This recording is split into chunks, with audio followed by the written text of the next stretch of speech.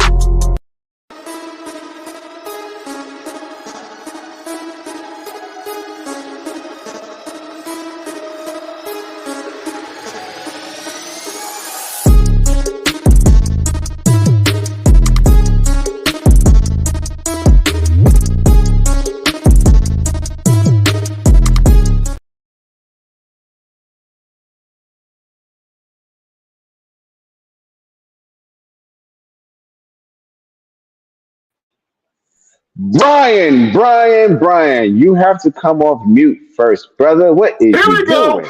You're so excited. Best damn nation. It is Monday.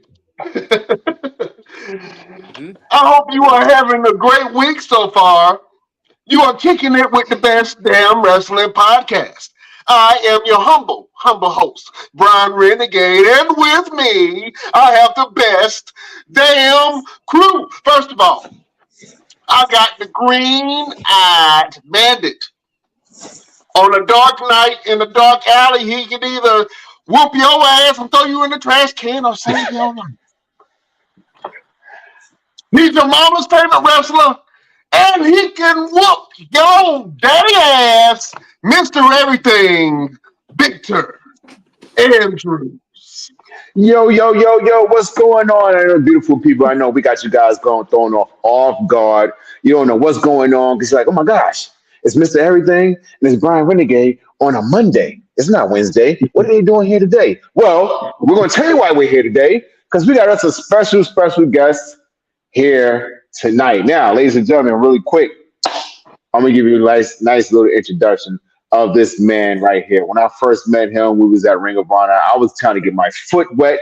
I was trying to get my foot in the door. I was trying to figure out what I need to do. And this man was the guide for all the guys who was extras, ring crew, whatever. He was the man to talk to. He was our go-to. He was our liaison. He was our expert. He was our guy. Ladies and gentlemen, I want to introduce to you world renowned. Okay, this man is known worldwide. Shout out to Titus O'Neil. Uh, Yeah. Ladies and gentlemen, welcome, our good friend, my good friend, Cheeseburger. Cheeseburger, what's going on, man? What's up, guys? Thanks for having me. Beautiful Monday night. Week's getting started. Coming off a good weekend, so I'm here for it. Thank you guys for having me. Absolutely. How was your weekend? It was good. It was very, very busy. 3 shows. I only wrestled on Saturday, but taking some of my students to a show on Friday. We had our student student show Sunday, our YouTube taping. That went well. The kids all did fantastic. So yeah, good. Finally, just trying to catch up on some sleep, but back to training today, tomorrow, and Wednesday, and so on and so forth. So no rest for me right now. Awesome. So real quick, let's get right into it, man. Yeah. Let's start off with the nitty gritty. Let's start off with what everyone I'm sure that is watching right now wants to know: the name. Mm-hmm. The name Cheeseburger. Where did the name start? I know the story because I was there and I remember hearing the story at the tryouts. But tell the beautiful people where the name Cheeseburger came from. So there's 2 stories. There's like the Ring of Honor story, like when it happened on TV, and then there's the actual real life story that kind of like preceded that. So the first story is when I first started training at the Ring of Honor school. I started in 2010. I was 17 years old. About I was coming out still in high school at the time, like 117, 120 pounds, starting to train to be a pro wrestler. My first road trip, we're pitting the ring in the truck, and Rhett Titus comes. Rhett Titus, who's a fantastic friend of mine, a tremendous wrestler. Rhett, absolutely amazing. But at the time, first time meeting him, so 17-year-old me, I see Rhett Titus. I've seen him on Ring of Honor TV. And he's one of the veterans of the school coming to help out. And I go up to him, I say, "Hey, nice to meet you." And he kind of looks me up and down, and the first thing he says to me is like, "Man, you need a cheeseburger." And everyone pops, all the students, all the older students like pop. And Grizzly Redwood is like, "That's it. That's going to be your nickname from now on." Because all the new students at the time had nicknames. So their plan for me to gain weight, my first road trip was every time we stopped at a rest stop, I would have to eat a cheeseburger. And that was kind of like the running joke. So people in the Ring of Honor locker room just got to know me as Cheeseburger. No one knew my real name for like a long time. Everyone just knew me as Cheeseburger. And then January 2013, there was a segment with Charlie Haas in the Dew Burns Arena in Baltimore. And there was 800 people in the arena TV taping. Charlie Haas is in the ring, big heel, cutting the promo. The fans are throwing toilet paper, trash in the ring. The segment was supposed to be I'm the ringside guy. I'm pulling the toilet paper out, cleaning up the ring. Charlie Haas starts yelling at me on the mic, and then he beats me up, and that's the end of the segment.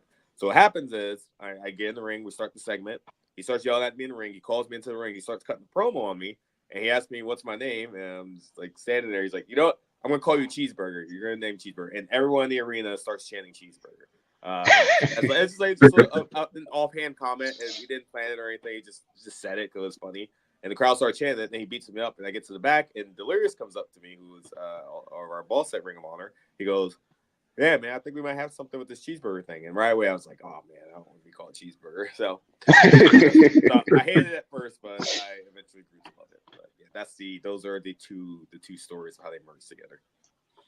Absolutely. Yeah, I was going to ask you, man, how did you actually feel about being, called the name Cheeseburger? No, I hated it. It took me a long time to get comfortable with it. Because everyone wants to be like a cool wrestler. They wants to be called Cheeseburger. But once I saw how the Ring of Honor fan base really grew to embrace it and how much they loved it, and once I kind of started to figure out who I was as a person, I really started to embrace it more. And I was really, in hindsight, I was really thankful that the fans embraced it so much, and that, especially in Baltimore, where it was born at.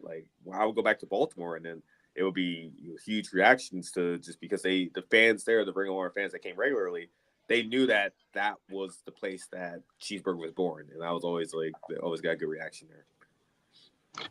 Oh man, can you talk about being in starting getting your starting Ring of Honor and then having a match on Ring of Honor under Tony Khan. Can you talk about those two different regimes of Ring of Honor? Yeah, so I was in the original Ring of Honor from the time I was 17 to about 29. So from 2010 until it was purchased, and all of our contracts were voided in about, I believe the company was bought in 2013, correct? 2012, 2022? 2020, no, 2022. 22. Yeah, 2022 was purchased. So from 2010 to 2021, so 11 years I was in Ring of Honor, and that was first as a student, and then eventually as a member of the roster. So I literally grew up in Ring of Honor in that locker room. I grew up from 17 to 28 years old, and I saw a lot of different changes through Ring of Honor, and went through a lot of different managements. Different. I've seen the company go from being on HD Net to where no one can watch it, to being on Destination America and being on Sinclair Broadcasting. And I see that saw the company under Kerry Soken prosper and then almost go out of business, and then Sinclair buying us and being owned by a corporation. So saw the stuff we got to do in New Japan, got to do Madison Square Garden. So it was awesome to just be there for all of that. And I don't think people really realized how long I was actually there in that company. And yeah, just being there as a student and training, it was absolutely wonderful. I'm so thankful that I started in that environment, because it was the best training environment and the best locker room that I could have asked for as a young wrestler to grow up in. Just getting to be around people like the Briscoes and Christopher Daniels and Kevin Steen, Kevin Owens, El Generico, Roderick Strong, Adam Cole, like just getting to be in that locker room, like you have to be good to be in that locker room and to make it on that roster. And I was very thankful to be in that environment that pushed me to be better. And yeah, it was by far some of the best years of my career. I missed the main thing I missed about the current Ring of Honor is absolutely fantastic as well in its own right. I mainly miss just the camaraderie of that locker room. Everyone's kind of spread out now. We're all in different companies. Some people are new Ring of Honor, some people went to whether it be WWE or TNA or whatever it may be. I just miss those kind of last few years of just being there with the the Briscoes, and the Kingdom is there, and War Machine is there, and when Adam Cole and those guys were there, and Kevin was there, and I just kind of miss just all those dudes in the locker room being in one place where it's all right, a couple of times a month I'm gonna see Mark and Jay, and we're gonna get to talk and things like that.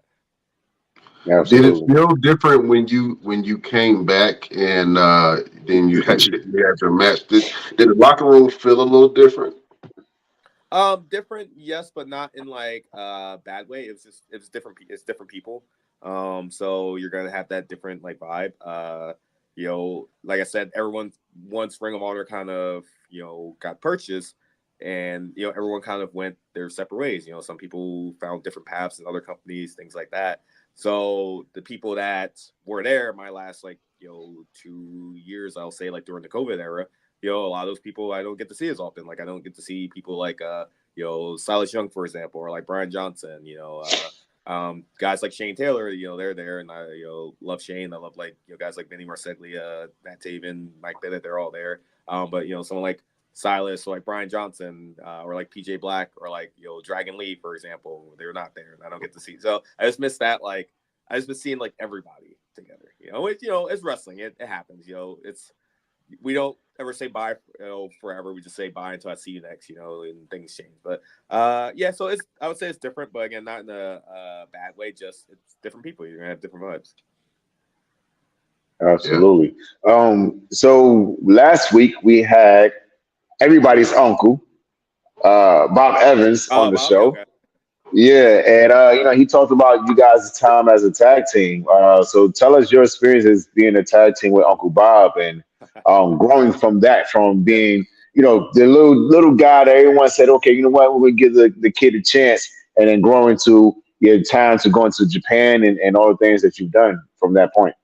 Yeah, tagging with Bob, that was my first actual storyline in Ring of Honor, and that kind of got birthed by another thing. Some things in my career just happened by accident. That happened at an ROH tryout camp. They needed a tag team to wrestle two guys on one of the days, and me and Bob tagged up, and it ended up kind of being a fun tag team that we did at one of the tryout camps. And Delirious was there. He was thinking like, oh, this might be like a good thing because they needed something for Bob to do because he was splitting away from Mike, Ben, and Maria, and they were kind of going off on their own. So they needed something for Bob to do, and then I wasn't doing anything, so it just kind of became a natural fit. And that was the first time I really had kind of a storyline to grow into instead of just random matches. So I really appreciate that. I learned a lot from Bob. He just helped me a lot with just like coming up with ideas. He was super creative, and that was like one of his first times like getting that like storyline. So he was, still hungry and he wanted to make it work, and I wanted to make it work. And we had a really fun run as a team, and that led to an awesome feud that I love. I still think that was one of my favorite things I've done in my career is my feud with Bob. And I thought it was super different than anything that was happening in Ring of Honor at the time. And I was really happy that we got to tell that story. We got to tell, like, me and Will Ferrara got to tell that story with Bob and Tim Hughes, and that led to me and Bob having a really fun match at Final Battle in, I believe, 2015 or 2016. And yeah, I learned a lot from Bob. Like, he was always a fantastic mentor, not just for me, but for you, for everybody that came to those tryout camps and just in general in that locker room. So yeah, Bob was fantastic. He was absolutely fantastic. Give us a rundown. Hold on. Before you get started, before you ask that question, Brutal Burgers is a great name, by the way. Oh, yeah. that was a great. Bob came up with that. I think that was all Bob. And our finisher was the sesame seed stunner, which is as a move. We was like a double backpack stunner into like a regular stunner, and I don't think I've seen anyone else like do that. Man, that's awesome. Give us a rundown of what a day is like with the tryout. I know for certain I've done so many of them, but on the production side, and coming in as a student, give us a rundown of what a tryout would look like. Yeah, one of the cool things about being a student of the ROH school was that I was able to come to all the tryout camps and just do the drills and learn from everybody. And they're long days, as they're like they advertise like a 6-7 hour day, and ends up becoming like 10 hours because we're just sitting there having fun learning. But yeah, to be a panel of the coaches, and eventually I went from being a participant to being one of the coaches at the tryouts.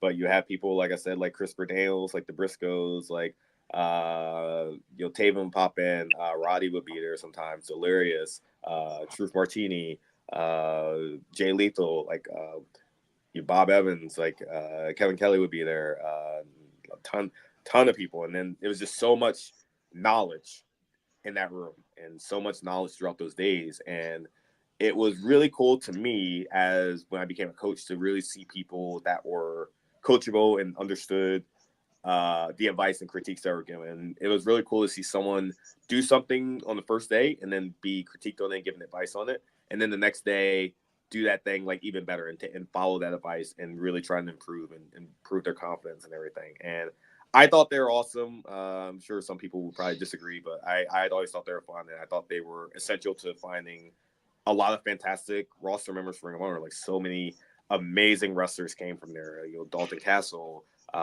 Hanson, who's Ivar, Matt Taven, Vincent, guys who became main eventers. I can name all.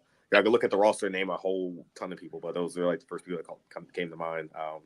Myself and Will Ferrara learned from those tryouts as well. And yeah, I thought they were fantastic. Again, those are just like me reminiscing about the good old days, and just being around the people in that locker room was so incredible. Oh man, you guys have like a triad kind of connection, the New York, New Jersey thing. Can you talk about being from New Jersey? It's nothing special in my opinion. But, I'm from Trenton originally. Yeah, Trenton's okay. I don't really have much to say about Trenton. It was Trenton's cool. But on the serious note, I do. I will always represent Trenton wherever I go. That's my hometown. And I'm one of outside of JJ Dillon, I believe I'm the only wrestler from Trenton, or the only wrestler with any kind of name value from Trenton, unless you count Dennis Rodman. Which he's a wrestler. You know what I'm saying? NWO for life. But it's cool. I mean, it's cool to represent Trenton like all around the world. But yeah, I mean, Jersey's cool. Some people like Jersey, some people don't. I mean, I can take it or leave it. Jersey's Jersey. It is what it is. Jersey is Jersey. Yeah. I like to give wrestlers an opportunity to talk about where they're from and some of the people who influenced them from that area. And you just said one of the names. Do you have any other wrestlers that influenced you from either New York, New Jersey, any of the surrounding areas? Not necessarily from the surrounding areas, because at a young age, I was watching wrestling on TV with my dad, so it was always like all the guys I saw on TV, like a lot of them weren't root from my area. Like, so for example, the earliest memories were people like Austin and The Rock, and then like seeing Chris Jericho and like Eddie Guerrero and Rey Mysterio, Kurt Angle, guys like that, especially during that hot era of like SmackDown, when like all those guys were just like having killer matches. And honestly, the biggest inspiration for me for pro wrestling was like when I discovered wrestling in Japan and just seeing that on YouTube and things like that. And then once I learned about the indies, learning about the history of the New Jersey and New York scene, learning about guys from the Dog Pound, like guys trained by Homicide, and guys like Loki and Amazing Red, the SATs, like all those guys from like the New York scene that kind of set the standard of like the New Jersey area. Jay Lethal as well, being from Elizabeth, New Jersey. Just people like that grew up in that scene that kind of like built the independence around this in the early 2000s and kind of set the crafted the path for the rest of us to walk on that in the Northeast. But I would say my biggest inspiration for wrestling was definitely once I got into Japanese wrestling, like by far. Talk about your experience with the Japanese wrestling. I know you have the, you have this thing. So, talk about the Shatai, palm strike, and everything, and how you became to be able to utilize that as a finisher and as part of your in-ring repertoire. And all your tours and travels with Japan and all the connections you've made. You made some really big connections in Japan. So, tell us about that. Yeah, Japan is by far my favorite place I've ever performed at. One of my favorite places I've ever visited. It's just, I love the culture. I fell in love with Japanese wrestling at a very young age. And a lot of their wrestlers inspired me. Like the first match I saw from Japan was randomly on YouTube. I saw Jushin Liger. You see, there we go.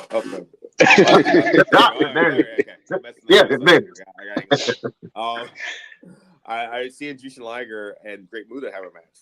I was like, whoa, what am I watching? Like, these guys look larger than life, and they're absolutely incredible. And then through the connection with Ring of Honor, I ended up going to New Japan, and I ended up doing 5 tours over there. They were all very short tours, but I did the Tokyo Dome 3 times. Their biggest show of the year, the Wrestle Kingdom 10, 11, and 12. And I wrestled in Cork and Hall, legendary venue as well. Most people I wrestled in at the Tokyo Dome was, I believe, the second or third time I went over, about 35,000 people. And yeah, it was absolutely amazing. I love the Japanese fans. I love the style.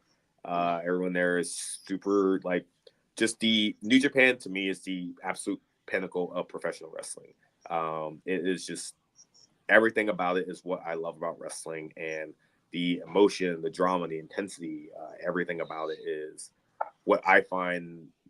I gravitate towards wrestling, and I try to not necessarily pattern my style after that, but I try and find lessons and inspiration from the guys there. And getting to wrestle, I got to wrestle some, tag with and wrestle against some incredible legends. Like I got to tag with Jushin Liger. I got to tag with Tiger Mask. I got to you wrestle against Fujiwara, who's a legend. Minoru Suzuki, Kojima, Tenzan, like all the Nakanishi, like Nagata, like all these incredible names. And I really thank my time in Japan as like being one of those things that helped me take it to the next level and getting to be in the ring with some amazing performers. But the Shotei Palm Strike came from, Liger was always my favorite wrestler once I discovered him, and getting to meet him in Ring of Honor, and he eventually became a mentor to me. We became tag partners in Ring of Honor and did stuff in New Japan, and the Shotei Palm Strike, one of his big moves, and I tried to do it in front of him at like a New Japan seminar,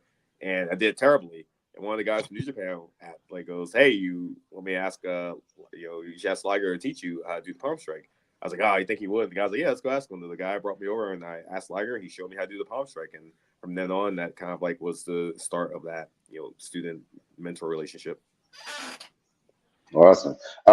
Speaking of student mentor, you coming from the Ring of Honor training facility as a student yourself, and now being the trainer for the school now. Are you still at the Bristol Yep, location, yep, or did yep. you Yeah, move? my school is in the same exact building as the Ring of Honor school was. Okay. Tell us about that transition from coming from student to teacher, and Yep. the things that you incorporate from what you've learned and things that you created yourself and that you instill in your students now. So, I started as a student at the Ring of Honor school in 2010, and I eventually, just by being around all the time and just by understanding how things, operated, at least mechanically, I eventually became an assistant trainer there. When they kind of rebranded the Ring of Honor Academy to the Ring of Honor Dojo, myself and Will Ferrar were named as assistant trainers to help with Delirious, who was the head trainer from when I had first started. And, I was the assistant trainer from about 2016 until they closed in about 2018. And 2018, the company that owned us, Sinclair, they were shutting down the school and moving it to Baltimore to reopen it as like a new kind of developmental type system, essentially. And the school in Bristol was closing, so Baltimore, from here is about 2.5, 3 hour drive. So my students here wouldn't have a place to train unless they wanted to make that drive. And there was also kind of a little weirdness about who would be welcome at the new school and everything that I don't want to get into. But my students essentially would have nowhere to train. So I decided to talk to the landlord here and, give it a go and see if I could reopen the school under my own name. And the landlord was super cool and worked with me. I signed the lease. I bought the ring from Ring of Honor. I got to keep all the weight equipment, and I kind of moved a couple of things around, but for the most part, it's still the same place. And I opened in 2018. I opened the Worldwide Wrestling Dojo, and we've been going strong for almost 6 years now. That's awesome. That's awesome, man. I'm proud of you for all that. Thank you, thank you, thank I'm very you. proud of you. Go ahead, Brian. Is it difficult running a school like that? And I know that you have the freedom to do different trainings that you probably wish that you had coming up. You know what I'm saying? Even though you had an amazing Yeah, story, man, of just expertise that you were blessed with, and now you're able to teach that. But yeah. is it difficult to run a school, a full-fledged program? Yes, yes, and I mean, yeah, it is. There's on the business side of things, obviously just making sure you are advertising enough to get a constant influx of students, so you have money to pay rent and keep the lights on, things like that. That's obviously the first issue. Dealing with insurance things, making sure other people, being mindful of your neighbors in the building, because a pro wrestling school is extremely loud, and we're in the building that has other people, other businesses in it during the daytime, so we have to be mindful of that. And as a trainer, just now you go from being a student to being the mentor in someone else's life, and there's that, whether it's like a strong relationship or not, you have a certain relationship with all of your students, as and you're in some capacity responsible for their upbringing in wrestling. Obviously everyone's their own person, but you as a trainer, you have to kind of guide them on the right path. And you have to be mindful of teaching them to do things the right way, like, not just in the wrestling ring, but outside the ring, in terms of etiquette and whatever it may be, and doing business the right way, and how to navigate this insane pro wrestling world that makes no sense. The pro wrestling world doesn't make sense to regular people. It just doesn't. It doesn't make any sense at all. But we have to kind of find ways to navigate that as best as possible, and it's our job as trainers to help them navigate that. And then it's also, you have to be, what's the word I'm looking for? And the mentor side of things, sometimes you have to serve different roles. Like, you have to be, that person that has to give someone like a kick in the butt and tell them when they're messing up and doing things wrong. And you have to be that shoulder for them to cry on sometimes, and, open up to. And you have to have that. There's a lot of things you have to juggle from both a business side of things and then from a personality side. Every student is different. Everyone has different personalities. Everyone's their own person, and everyone, and at least in my opinion, I don't think everyone can be taught the exact same way. In the sense of some students may need a low little rougher like training instance, so you have to be a little bit more strict with them. They kind of need that. They adapt more of that. And some people you have to be a little bit softer with it, and that's just the nature of it. I don't think there's like a one size fits all way to train people, and that's just not with wrestling. That's just life in general. That's my opinion. So you have to kind of like you start to learn kind of each student and kind of what works best for them. And some people you can show them one thing and they can just boom, they can just do it. Other people you have to kind of hold their hand a little bit more and like, all right, do this here, put your hand here, turn this way, spin this way, go this way. Okay, now do it again by yourself. And just over the last few years, I've been working on navigating that and learning that, and also trying to keep a very good positive environment. Like I feel like we've done a pretty good job of like not having a lot of negativity be present in the school. And that's a big thing. I've seen and I've heard so many people coming up with so many negative stories about wrestling school and how the environment that they came up in was full of like bullying and like whatever it may be, from bullying to things that are way worse than that we won't have to get into. But my goal is to create a positive, hardworking environment for our students, and I want the name of the Worldwide Wrestling Dojo to mean something in wrestling. So if a student comes from the school, I want that to mean something. And I think in the last year or two, our reputation has really started to grow, and this has become a place where it's like, okay, you're coming from Worldwide Dojo, like we know, like you're trained by Burger, like you know what you're doing, and you're going to be a good person. So that's why I want. Sorry for the long-winded answer. No, you're good. When I hear the name of your school, it just brings me back to those old kung fu movies that I used to watch, man, and where you have like school versus school and teacher versus teacher. Is that something that could ever happen? Sorry, say that one more time. Like where you have different schools, like wrestling schools. Is that something where wrestling schools compete? Is it something that goes on? I mean, some schools have done like like shows like that where it's like school versus school, but they're not super common. I've thought about kind of toying with that for like we have a weekly YouTube show that we do with our students called Capture Lightning on the Worldwide Wrestling Dojo YouTube channel. I've thought about doing something like that where it's been like a school versus school, like 5-on-5 type thing. I haven't really fully fleshed out the concept yet, and I don't know like what form I wanted to take, but it's something I thought about, where it's like 5 of our students versus like 5 of another school students, and put them against each other. I would love to see that, man. I think that's a great idea. You can just go around from dojo to dojo to school and challenge everybody. Absolutely, you know what I'm saying? Yeah. Yeah, I think that'd be cool. I think that'd be a cool concept. You talk very highly about your students and the knowledge in which they get from you and how they carry themselves. You had a student that made his debut, Ison. Yeah. Tell us about that moment when you sat back and you watched him go out there and do his thing, and how well he did, and what that meant to you in that moment. Yeah. I trained Eli back when it was the ROH school. I believe he started in 2016, 2017. And like the second or third class of students that we had at the new ROH dojo, and he's very talented, natural athlete. Had done football, amateur wrestling, things like that, and he was one of the people that picked up wrestling very quickly. And at the time, I believe he had one of the fastest debuts from first day into wrestling school into having a match on an actual show. And he debuted in about 5 months. I'm going to say 5, maybe 6 months, which is like very quick at least for my training program.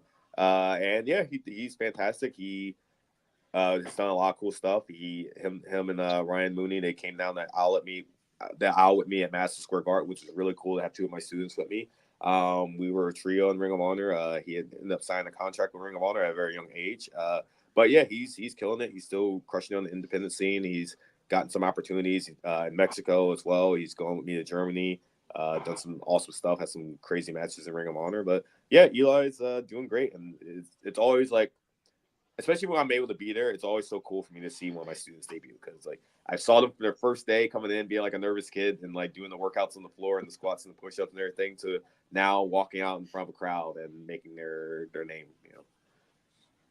Absolutely.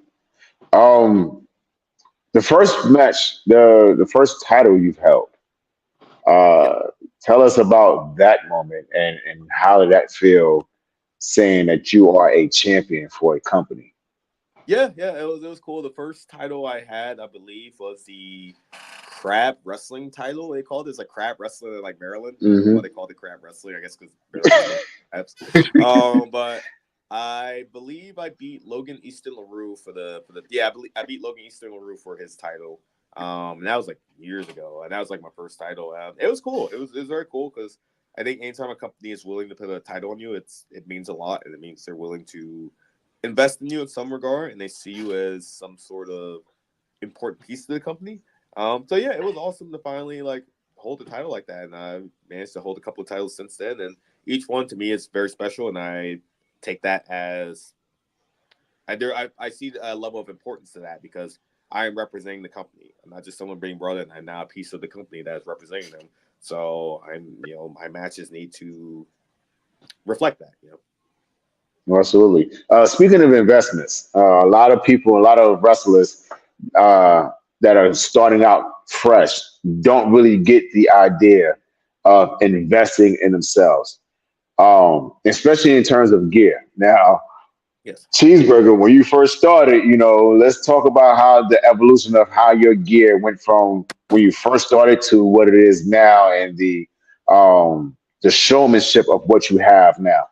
Yeah. So I was always like really fascinated by people as a fan that had really nice wrestling gear. So that was always something with me. I always wanted to make sure I had, quality stuff. So my first few sets of gear were actually Daisy Hayes, who was the other head trainer along with Delirious.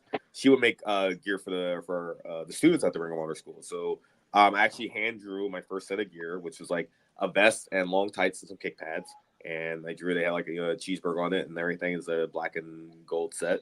And I always made sure that no matter what set of gear I had, it would always look good on TV. Even for my first set, sometimes people get their first set of gear, it's not that great, whatever. But my first set of gear, I always made sure because learning through the Ring of Honor Dojo, you're learning under a TV company, so I always wanted to make sure my stuff was always TV ready as much as possible. And I started like, I was very skinny and out of shape, so I wanted to wear the vest. I would wear the vest long tights for a while. And then I eventually got a little bit more confidence. I started, switching to like a little tighter, like the lucha top, like the little 2-piece gimmick. And then once I got a little bit more in shape, I took the top off. I started wearing just the tights and eventually switched to trunks for a little bit when I changed my gimmick up a bit. And that was a weird period because wearing trunks feels so weird because it feels like you're wrestling in your underwear. And now I wrestle in I have these like cool airbrush jeans that one of my student paints for me, and those are awesome and super unique. That like I want something that like no one else was really doing at the time. And yeah, now I have like the big fur coat, I have the cowboy hat, sunglasses for my entrance gear, and all that. And I again, especially with Japanese wrestling, like when people came out and like Liger and Muda, like their presentation was so amazing, and right away you like this person is a superstar. Like I want to watch this person. So that's why I went. That's why I have the fur coat and the hat and the glasses, and I always make sure I have good quality stuff. And I tell it to my students, like you got to look TV ready. You never know when you're gonna get that call. Absolutely. You had a really big moment where you were gifted a mask. Tell us about that moment and who that was with. Yeah, that was with Delirious. That was for like that was our last. That was the last taping that we did for Ring of Honor after we all found out we were getting fired, basically. So that was our last TV taping, and it was a very extremely emotional day for everybody because we didn't know what was going to happen with the company. We didn't know if Ring of Honor was going to come back. People had families to feed and everything, and we had got a call the 2 weeks before that all our contracts for the company was going on hiatus. This was a couple of months before it was sold. It was going on hiatus, and our contract would be ending in December at the end of the year. And so that was our last. So we all had to go out and perform, knowing that we would not have a job at the end of the year. So you can imagine how that was. But again, like I said, that locker room was so amazing and so strong because we all just kind of banded together. It's like we're going out, we're gonna go out with a bang, and we're gonna do the best as possible. So I got and just because of the storyline going on, it just happened that I got to wrestle Delirious, my mentor, my trainer, like one of my best friends in professional wrestling in that last match. And the storyline was like, I finally beat my trainer and I finally surpassed my trainer. And I beat him in the match. And I didn't even know this was happening, but it was super emotional. But he took his mask off and gave it to me as a gift. and I just burst out into tears in the middle of the ring. Like you can see the clip on YouTube, Cheeseburger was Delirious. We're just sitting in the ring hugging, and I'm just bawling my eyes out. And yeah, it wasn't because of the match. It was because none of us knew what was going to happen. Like we didn't know. It was super emotional. We thought this would be the last time we all saw each other. Gotcha. Brian? Man, listen, you have some great matches, man. Who do you feel like were some of your most challenging opponents? Challenging in terms of in terms of like putting the match together, or just like doing the match, like the physical aspect, or like in terms of Well, I'll say favorite. I would say who were some of your favorite opponents? Yeah. a lot of people like Delirious, like I said, comes to mind. Like we had so many fantastic matches. Wheeler Yuta, anytime I got to wrestle Yuta, he's tremendous, like absolutely amazing. Silas Young, we had some fantastic matches. I won a TV title match I had with Silas is one of my favorites. Will Ferrara, we again, just like the Bob Evans feud, me and Will had a year-long feud that ended in this really fun hardcore match. Uncle Bob, me and Bob had great chemistry. We did a bunch of tag matches together, a couple singles matches, and that was like the first feud that again I really was able to just like grow and make my own, and just like show fans that I can be more than just a wrestler. I can tell a story. Rhett Titus, old Rhett who made the name of Cheeseburger, wrestled Rhett a million times. LSG, Shaheem Ali, Victor, you remember LSG and Ali coast to coast. Me and Will had a bunch of matches with them, and yeah, I mean it's a bunch of people I can name, but those are some of my favorites that come to mind. I'm missing tons of people, I'm sure, and I feel really bad about that. But those are some of my favorites. Oh man, you had a background in digital film, right? I believe you went to community college. Yeah, I mean that's a random fun fact, but I mean I went to community college for about a year. I was actually just telling someone about that earlier today, so it's funny you brought that up. I went to digital film, did college for about a year, and the wrestling started picking up, so I ended up just following the wrestling path. But yeah, I mean, it was cool. I learned a lot for TV production that helped me with video editing and things like that, and framing up cameras and shots. And I honestly just took it to help me with wrestling, which is what I ended up doing anyway. So yeah, it ended up serving its purpose. I learned a lot about just production, and I used a lot of those skills to help produce our YouTube show. Awesome. In terms of the fans, the Ring of Honor fans have been the most dynamic fans I've ever been around, because they will let you know how they feel. You have the WWE fans who just, it's just a wildfire of everybody doing the same thing. Then you have the AEW fans who pretty much do the same thing. But the Ring of Honor fans were like, if they didn't like you, they didn't like you. If they liked you, they liked you. And if they really got behind you about something, that was something. Like, for instance, there were a moment when I came and did Ring Crew, and I want to say it was at the ECW Arena, and it was that night where they were throwing streamers, and the streamer got hung on the lights. You remember that? Yep. And it was like, hey, we need somebody to climb up there and get that streamer up there. And I climbed to the top and pulled that streamer down, and it was just the smallest thing is what got them invested in whatever we were doing. Like me climbing up, and they were like cheering for me to climb up to the top. And then they did the whole New Day boom, boom, boom thing, and just went crazy. But and you talking about how they. I remember the Kofi moment happened, and you hit the boom, boom, boom. And you speak about how they got invested behind your character. When that moment happened for you, what was that like? It was incredible, but I would say I was too young or too green to fully appreciate it at the time. And granted, they were with me my whole career, but I didn't really start to appreciate it later on. And that kind of feeds into the thing I said about me not really wanting to be Cheeseburger. So I wasn't really able to appreciate the fan reaction I was getting. And the main goal of every wrestler is to be over, and the Cheeseburger character was over. But I think also too, I felt like I didn't know at first if they were laughing with me or laughing at me, which kind of led to me kind of not being able to fully embrace the character.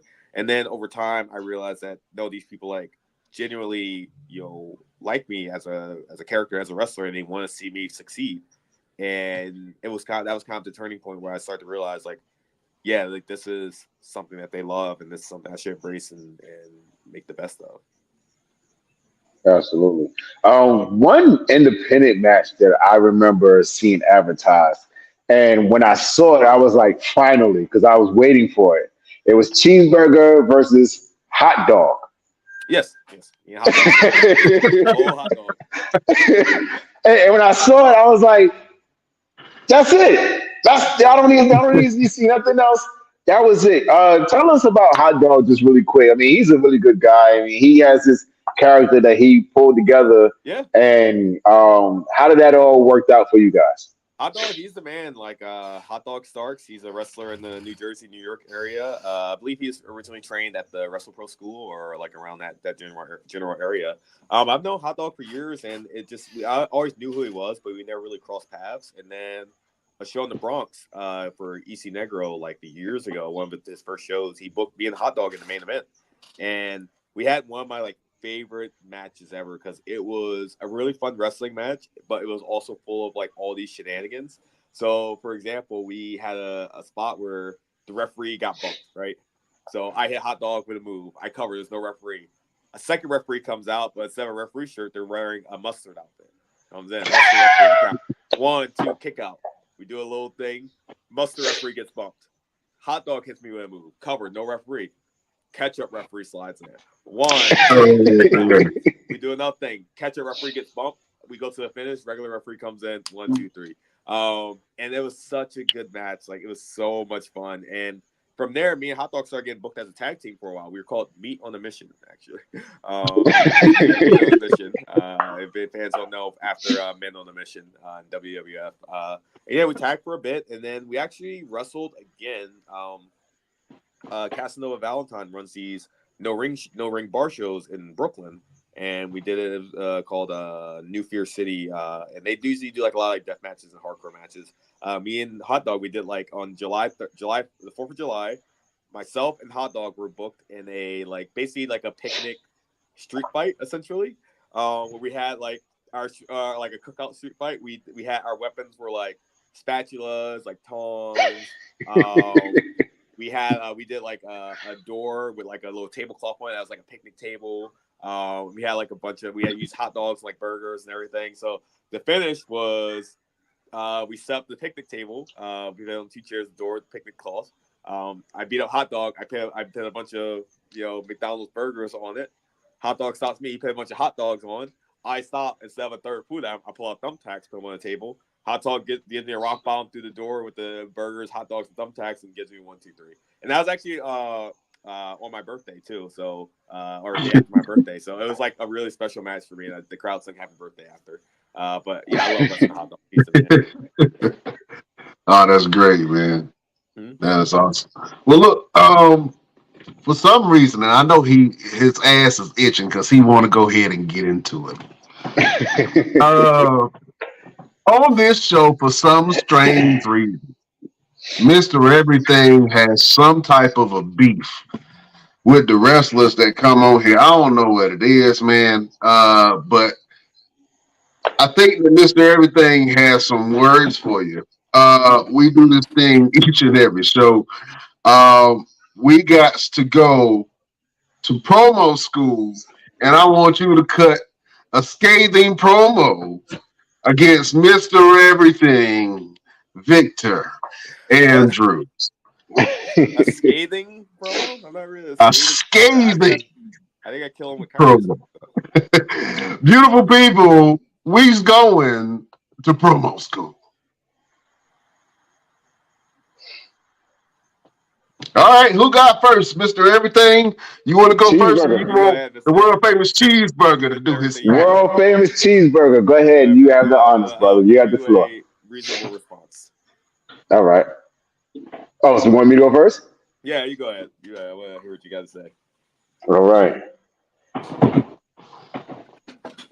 The world was not ready for a very long time to see someone with such a talent such as yours. Mm-hmm. But at the same time, you weren't ready to be the talent that you are today. And that seems to be a pattern for you because in this moment, in this time, in this presence, you're not ready for me. You see, as many times you and I have stepped into a locker room together, as many times we shook hands, gave hugs, I've given you a shape up. We've never stepped in a ring with each other.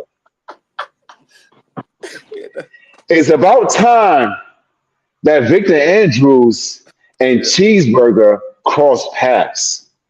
Yeah, I like that. Cheeseburger, by the end of the night, when we're done in that ring, it won't be just me lining you up. I'm just gonna lay you out and then line up your students for whoever wants to be next. Oh, right, bro. Cheeseburger, he don't win at you. He don't win after your hairline. He don't win after your students. Man, I'm not even ready to concede defeat, man. You got me at the I forgot you gave me a line though. Holy crap. I forgot. Oh, man, you always had the Clippers. I forgot about that. Yeah. Oh, damn. That was good. Damn. Look, I'm not gonna cut a scathing promo, but Mr. Everything, Victor Andrews. I've known you for close to 10 years now. Close to 10 years. And I've seen you. You got that chip on your shoulder, man. Like I really see it. Like I can still tell. I can tell it's still there. And I can tell like it eats away at you. And you someone that I have wished so much success for. I wanted to see so much success for. And I think you know, sometimes people are their own worst enemy. And Mr. Everything, you know, you might be your head might be a little too big for that body, man. You might be a little too high. You might need to humble yourself a little bit. So I have this is real. I wanted to have this match for a long time. And I think that I will manifest in this year, next year, whenever that, before one of our careers is over, this match will happen. But you say I'm not ready, man. I'm going to drag you into deep waters because you see me. You know what I'm about. You see me wrestle. You've seen the technical skill, the technical acumen. You know who I've trained by. You know the people I've been in the ring with. You know what I'm about, and you know that again. There's not any limb you have. I can bend it. I can break it.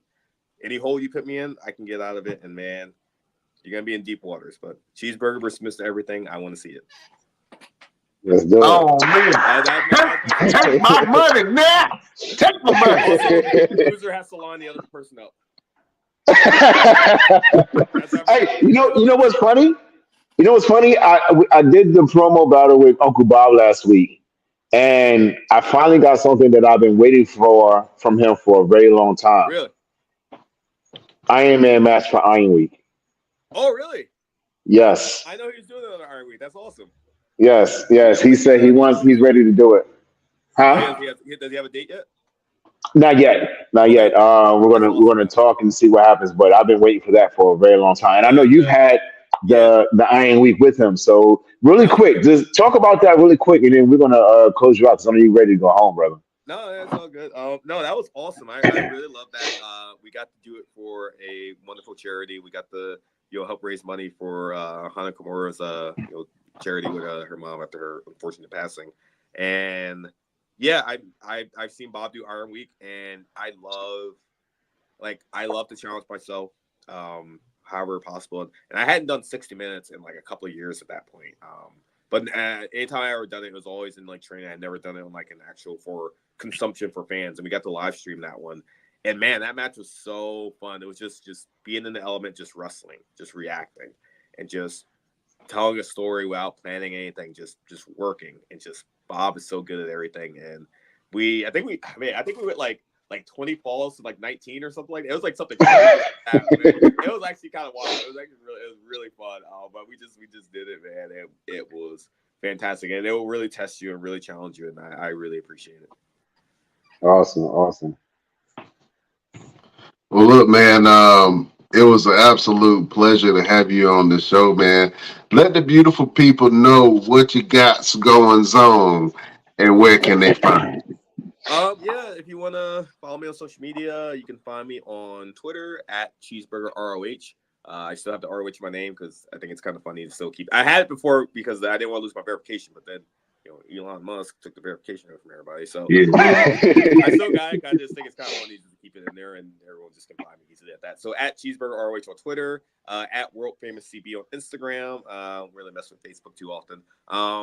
And please follow my wrestling school on our YouTube channel. Look up the Worldwide Wrestling Dojo on YouTube. Captured Lightning is our YouTube show. We do matches with our students every week. My goal this year is to get to 1,000 subscribers. I believe we're at like 890 as of March today. So I think we can get to 1,000 by the end of the year, and that's one of my goals. And growing that channel and continue to promote our students in our school is great. If you're in the Northeast, or if you're not in the Northeast, you're going to move out here and find a fantastic wrestling school. WorldwideWrestlingDojo.com. You can follow us on Worldwide Dojo on Instagram, Facebook, and Twitter. And I post a lot of clips from our training. I post pictures. I post highlight reels of things. So come check us out and give us a visit. Awesome, man. We love to support the family that comes on the show, man. So anything that you post up, brother, that we see, we definitely going to repost that thing and support you in your growth for your school, man. So we got you. Yeah, got your back, MC Cataract. That was a house party reference. If you, Good deal.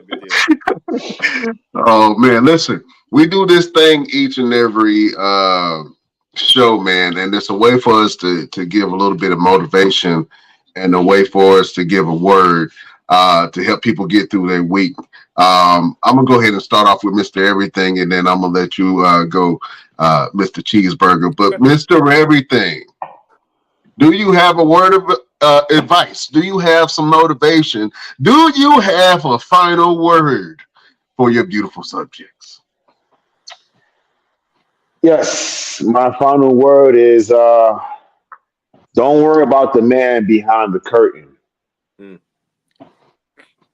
And that's just it. Don't worry about the man behind the curtain. I think a lot of people are so worried about who's pulling the strings and how individuals getting to their stardom, how they got into where they're at. And they want it so bad that they want to see the man behind the curtain. This man that's behind the curtain for Cheeseburger is not the same man that's behind the curtain for me. Mm-hmm. And the same thing for Brian. So don't worry about how someone else got to where they're at. Just follow your own yellow brick road, and you'll make it to Oz in no time. Yellow Brick Road, Wizard of Oz reference from the one and only Scarecrow of the Best Damn Wrestling Podcast, Mr. Everything. Yeah. Oh man, the world famous Cheeseburger. Do you have a final word for your beautiful subjects? I'm glad you actually said that. That kind of plays into a favorite quote of mine, and this actually comes from, if anyone follows the NBA, Damian Lillard. He was asked in an interview, like, another basketball player who was way worse than Damian Lillard got this like big 5-year. I don't remember who it was, but this big like 5-year like huge salary. And they asked Damian Lillard about it in the interview, like, "Oh, how do you feel about such and such getting this like 5-year like max deal and like you're getting paid this much?" And Damian Lillard said something along the lines of, "Never count another man's bread." And I like that quote, not just from the monetary aspect of it, but so many people look at someone else and they look at the money they're making, the car they drive, the success they have achieved, and it breeds negativity in them because they're like, why does this person have that? Why don't I have that? Why don't if everyone remembers the Dave Chappelle skit with the player haters ball with I think it was Buck Nasty. He's like, or no, so the character Ice-T played. I forgot who it was. He's like, "Oh, he got 2 cars. He only got one. I only got 1 car. Why he got 2 cars?" He's like, he need 2 cars. Oh, yeah, exactly. I think it's I can't remember his character name, but. Just hating for no reason. He's like, "Why he got 2 cars? He only got 1 car. I only got no cars. Why he need 2 cars? I need 1. But never count another person's bread." And I think that, I'll hear like people, even like some of my students say like, "Oh, this person's doing this, and this," and it's like, I should be doing that. It's like, well, like, you don't know the path that person took to get there. Like, you don't know like what trials and tribulations they have to go through to get there.